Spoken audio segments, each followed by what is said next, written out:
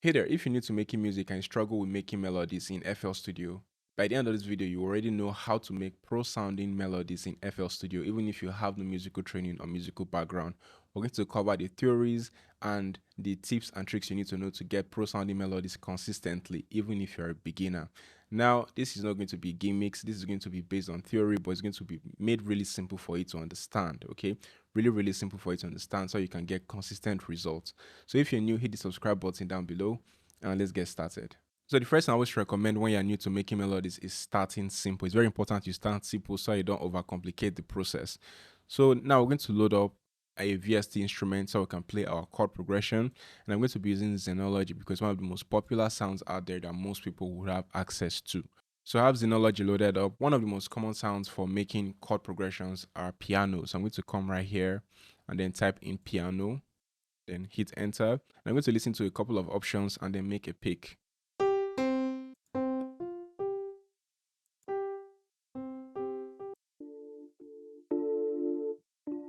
So I like this sound.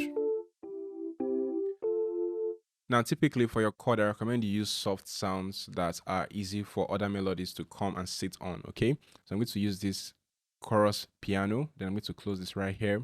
Then open the piano roll for my plugin. Now, when creating chords, there are a few things you need to know so that you get it right, okay? So the first thing you need to know are the octaves. Typically for chords, they stick within the fourth and fifth octave. Now, how do you identify the fourth and fifth octave?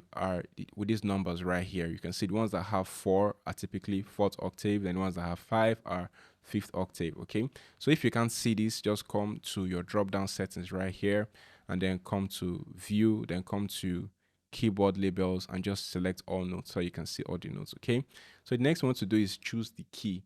Now, the musical key for a beginner, you may not need to really bother yourself with that, but I recommend you start with C major, but this guide applies to any of the musical keys you want to work on. So you come to this snap to scale icon right here, you right click it, and I'm going to right click major and I'm going to right click C, make sure I'm on C major. You could choose any of the keys if you want. If maybe you're familiar with other keys, you can click them. But I'm going to click C major as again, this is a beginner tutorial and most people would easily understand C major. So I'm going to choose that. Now I have it snapped to scale. Make sure this is highlighted so that you stick within the scale so you don't go off scale or sound off key. So how do you create our chord? It's really simple. Just stick within these light gray lines. If you can see it clearly, you can come to this notch at the top right, make it bigger. Just stick within these light gray lines. For example, I could just click this right here, this F4, and I'll stretch it out to this bar. Okay, this is 1 bar. 1, 2, 3. You can zoom out 4. So that is 1 bar. Okay, so I can stretch it out. And then how do you create a chord? It's a simple guide you can follow. 1, 3, 5. That means wherever you click is your number 1. So if I click here, this is my number 1. Then how do I count to 3? Number 1, I count the next light gray line. Number 2, please ignore the dark lines, okay? Number 1, number 2, number 3. So this is 3, this is 4, this is 5. So 1, 3, 5, I have a chord. In some instances, this may sound a bit too harsh in your ear. That's because the velocity is all the way up here. We can reduce velocity by pressing alternate X if you're using Windows or option X if you're using Mac, so that it sounds softer.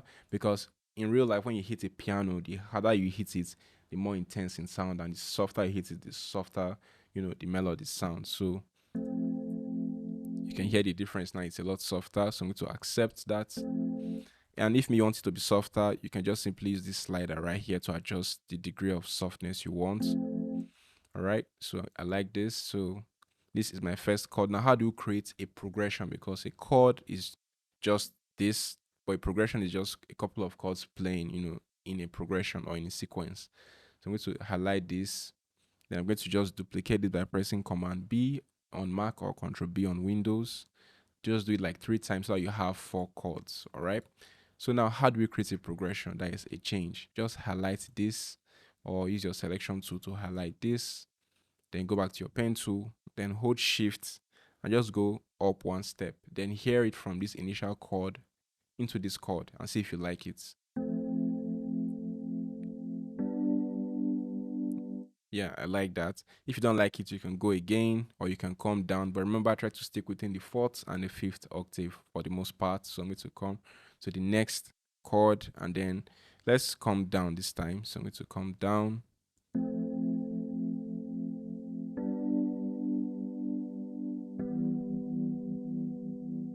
Then for the last chord, let's maybe go up this time, okay? And see how it sounds.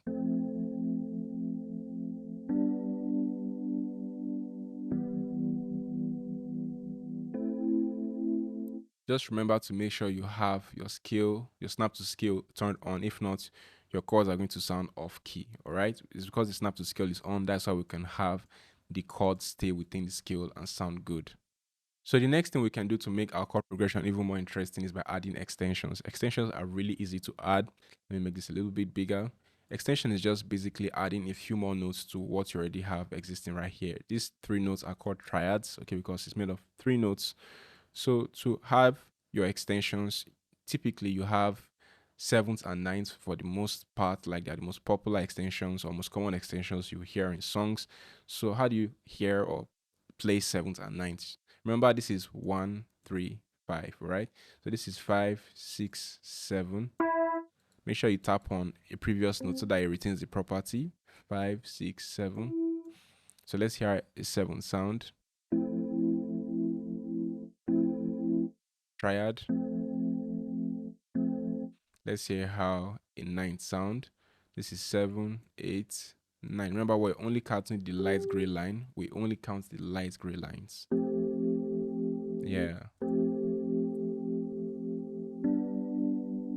While you can have 7s and 9s as your extensions, you can also have extensions where you tap on any of these notes right here and take it to a higher octave. For example, I could tap on maybe this guy and bring it up here. Make sure it's on B as well, just basically on the higher octave. This is 4, 5, but it's still B, B, okay? So let's hear how it sounds.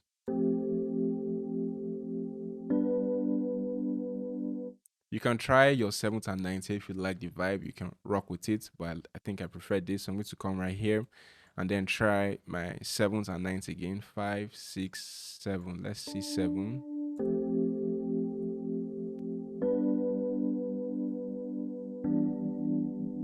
I like that. And then next we'll come to this part right here.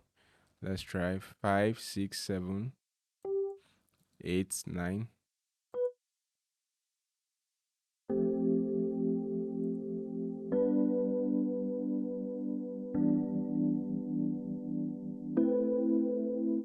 It's not bad, but it's not the vibe I want. So let me try take this up here.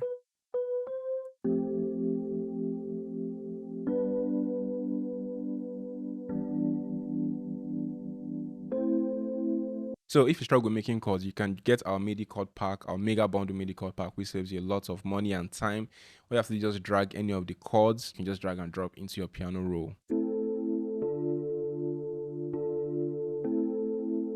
And as usual, the bass notes are at the bottom so that you know what your bass notes or root notes for each chords are. The chords in, and you have that going on. Again, drag and drop.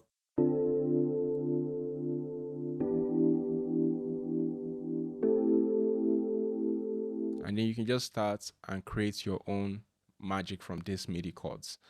All right, let's get back to the lesson.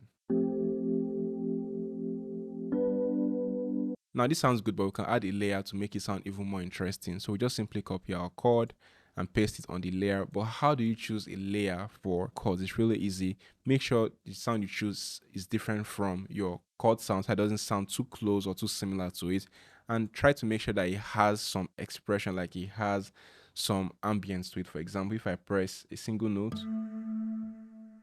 you can hear that it stays a little bit. And if I press my keys, see my keys stop almost immediately, but this right here. So you can typically just go to the pad section in Synology or any plugin really, just because pads typically tend to have ambience and sustain. So I could just type in pad and then you could look through the options, listen to the options and pick what you like. Now, even some instruments like keys do also have ambience and sustain in them. So just pick sounds that fit into that character. So let's hear how this sounds.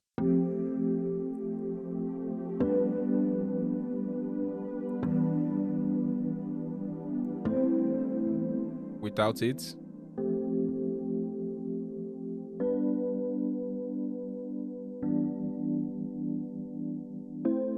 It sounds good. Let's try higher octave.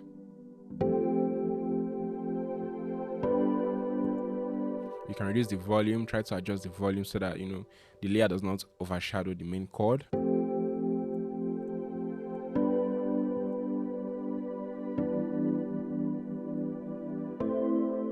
Now, which do you like? Do you like the lower octave or the higher octave? Again, this depends on the vibe you feel, but as you can see, we're still on the 5th octave. We just left the 4th octave. So next, we're going to add a counter melody. A counter melody can easily help your melodies sound more rhythmic, okay? So I'm going to use a bell sound this time, then just hit search. I'm going to look through the options and see, you know, what sounds good.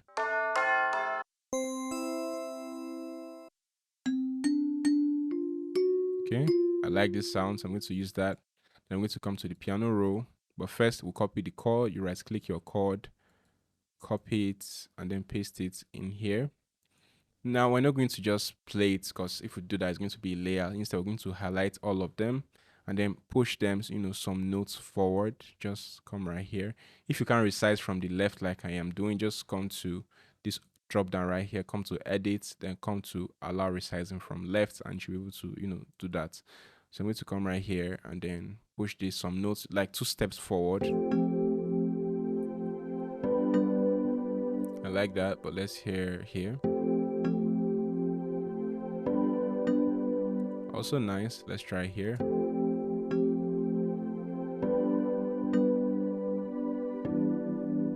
Now let's take it to a higher octave.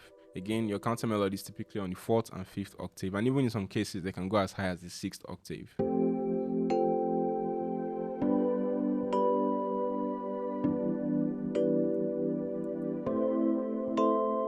Now we're going to try to add some melodies within the counter so that it sounds a little bit more interesting, but you could leave it like this if you want to have a really simple melody or simple production. So I'm going to come to and just pick any of the notes. This is just, you know, doing some trial and error. Okay, so I could, for example, reduce this just about this point right here, and then add a note on the light gray line. Then come to the next, do the same right here. You typically want to follow a sequence. Okay, let the counts be similar. Like for example, if you see 4 steps, 4 steps, right? Then I have this right here.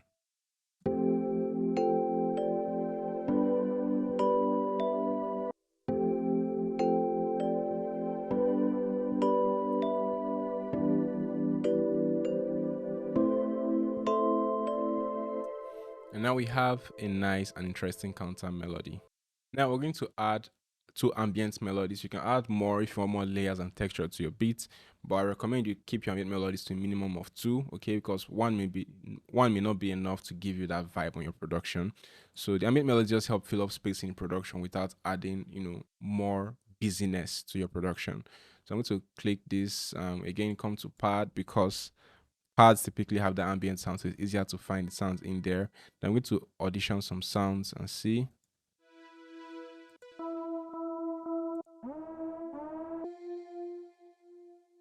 So I like the sound. And there are 2 common ways we play our ambient. And I'm going to show you the first, which is just coming to your piano roll and sticking to the bass notes of your production.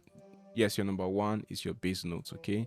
And your ambient melodies typically shine best within the 5th and 6th octave. So I'm just going to highlight this and take it to, let's take it to the 6th octave now.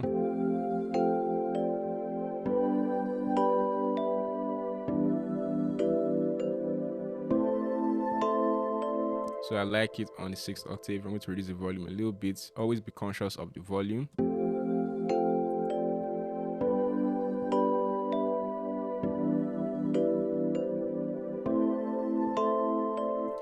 And next, I'm going to play the second ambient melody. Again, I'm going to come to pad. Then I'm going to audition.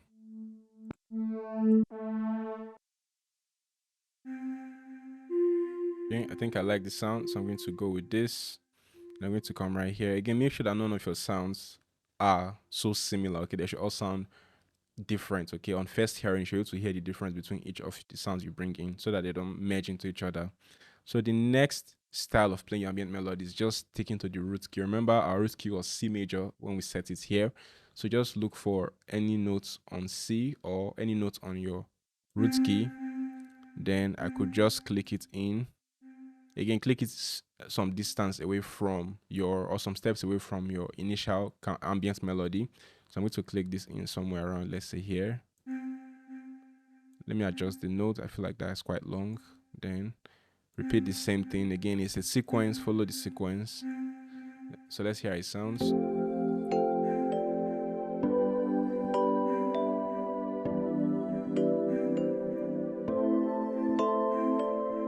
And now we're going to add a pad so that it makes it sound full and gives it that chorus feel. Click this right here and then now pad. So the difference between a pad and an ambient melody is that pads, you typically play it as a chord, but ambient melodies, you play it as single notes. So let's choose a sound for our pad.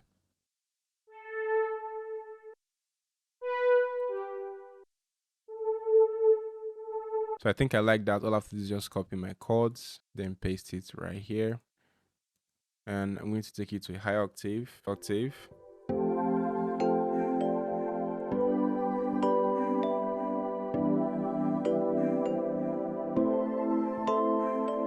Nice. Now it's time for us to add bass. And for bass, you can't go wrong with a sub bass, okay? So sub bass.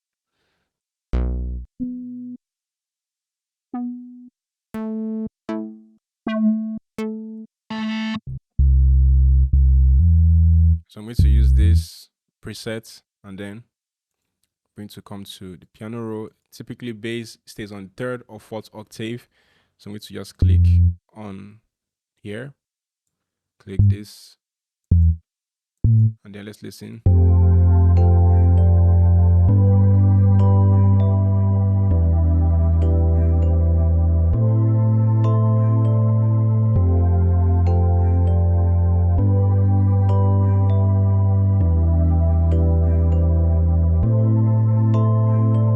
So if you found this helpful, hit the like button and subscribe for more tutorials, tips, and tricks. I remain Sir Classy. This is SCtuts.